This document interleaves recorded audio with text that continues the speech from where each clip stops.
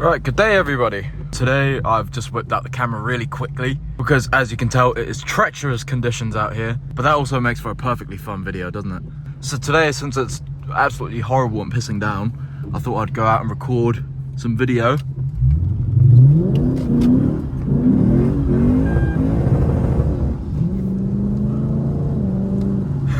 Like that, and hopefully we can get some more video of just absolutely having fun in this machine, because I've been waiting for this moment. I've always wanted to get some content where I'm just hammering it when it's wet outside. And if you couldn't tell, it's absolutely hammering down. Why are you on a bike, my guy? My friend, why? In these conditions? You are a brave soul. You are a brave soul. So yeah, we'll be heading out to some of the hills where I usually do some of my recording, and I'm gonna obviously try to be as careful as possible, but still have a lot of fun. Oh my god, I can't see anything. What is going on? This place is so weird. You can have so many sunny days in a row and all of a sudden, one day to the next, the weather goes absolutely pear-shaped like this. So while we're heading out to the hills right now, I'll just take a little bit of time to explain what's been going on in between videos. So yesterday, it's currently the 9th of June, I think, Sunday the 9th or the 10th or something like that. And yesterday, on the Saturday, I went into Devon's workplace, the guy who featured in my previous videos, and we got the car on the hoist, did an oil change on it. Speed camera van, eh? Anyway, so we did an oil change on the car and got a wheel alignment done, since the wheel alignment was kind of out of whack. Both front wheels were facing about 2.5 degrees to the left. So we got all that sorted out and now it's got a fresh alignment. I also need 4 new tires soon, but having almost no tread in these conditions will help with this video today. Wow, that weather cleared up quick, but not to worry, it will still be slippery and fun. So I've left sport mode on, turned traction control off for this. Now this will also be my first time doing a hill run with traction control off in wet conditions. So I also want to get used to the limits of the car. I don't want to overdo anything or crash. I've done hill runs before in wet conditions, but I've always left traction control on. So yeah, I just want to get used to it.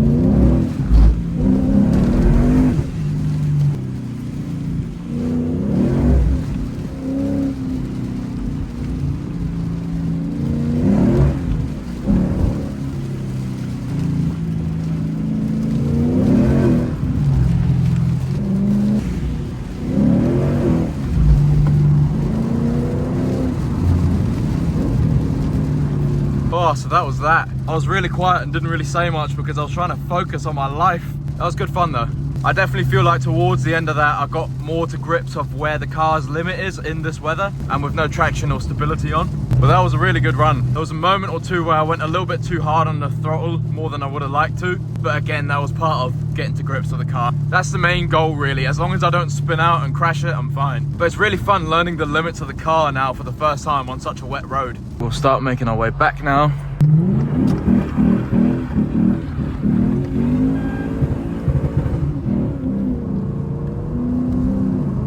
See there, the open diff was a little bit unpredictable. It was going sideways and all of a sudden it wanted to straighten out and then it wanted to kick out sideways again. That was a little bit scary. So in a way, these open diffs are, you know, actually can be quite dangerous because they're unpredictable compared to a limited slip diff, which would definitely obviously be the much better option right now. They still kind of on this car used a half electronic limited slip diff where they would use the brake management to kind of provide the slip when you're sliding, where the system would use like the brakes to manage the slide, or it's something along those lines. I'm not 100% sure. So yeah, it's a little bit unpredictable. I'm trying my best to do what I can with what I've got, of course. I'm forgetting to add commentary into this because I'm so focused on what I'm doing.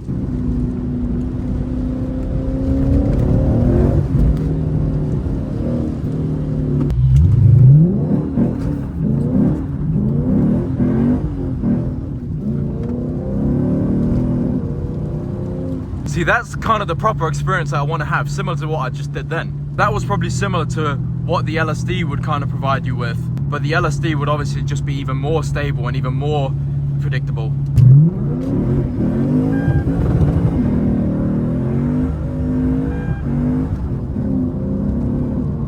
Oh, that was fun. That was more of a burnout than anything though.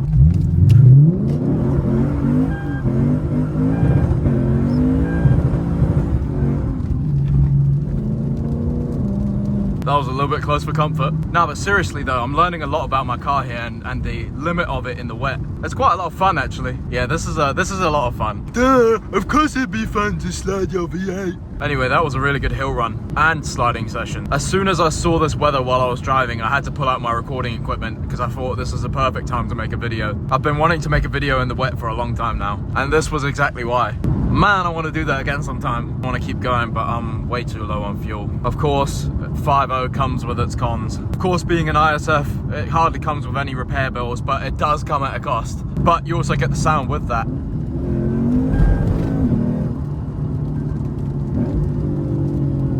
It's just such a good all-rounded car.